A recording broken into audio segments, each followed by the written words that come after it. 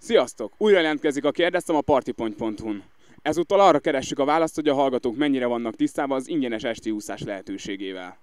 Szia! Hallottál arról, hogy az EHÖK ingyenes úszási lehetőséget biztosít minden hallgatónak hétköznap 9 és 11 óra között? Hát ez az a sportuszoda ott a... Igen, a sportuszoda Újszegeden. Hallottam. És voltál már? Nem, még nem, de amúgy terveztem. De igazából még csak egy ötlet szintjén merült fel, de hát gondolom, hogy megbeszélem egyszer pár baráttal, és akkor elnézünk oda. Igen, hallottam, és tervezem is, hogy kipróbálom, de még nem volt alkalmam rá, ugye? De nagyon szeretném, ugye? Tehát... És honnan értesültél róla? Hát ugye koleszos vagyok, és koleszbe is járnak egy páran, és ott már mondták, hogy nagyon jó munka, ugye? Meg hogy ingyenes, azért ez mindenképp megéri. Még nem nagyon hallottam róla, mert most kezdtem még az egyetemet, de szerintem járni fogok. És mit gondolsz erről a kezdeményezésről? Ez egy jó dolog, hogy van ilyen az egyetemen?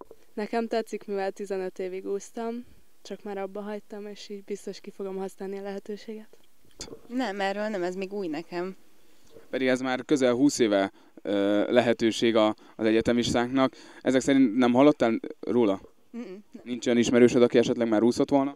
Nem tudok róla. Igen, rendszeresen szoktunk is járni. Kicsit nagy a zsúfoltság, de amúgy nagyon jó.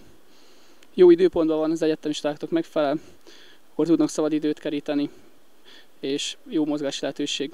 Kicsit zsúfoltság van, de egyébként élvezhető egy kis odafigyeléssel bárki, aki egy kicsit kezdő is, és középhaladó, vagy akár haladó szinten áll, tud úszni.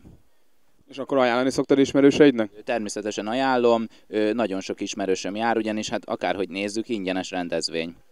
És most, hogy mi közöltük veled, így ki fogod próbálni? Szerintem biztosan majd egyszer, igen, biztosan. Hát ugye még nem próbáltam, de az úszás mindenképp jó, és ajánlom. Tehát akik edzenek, vagy csak sportolni szeretnének, ingyenesen végezhetik, ugye, tehát szerintem egy nagyon jó dolog.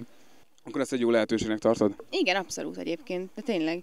És ez költségtérítéses hallgatóknak is, vagy csak az államisoknak? Egy szegedi diák kell hozzá. Egy szegedi diák. Ez tök jó. Ajánlani szoktad? Igen.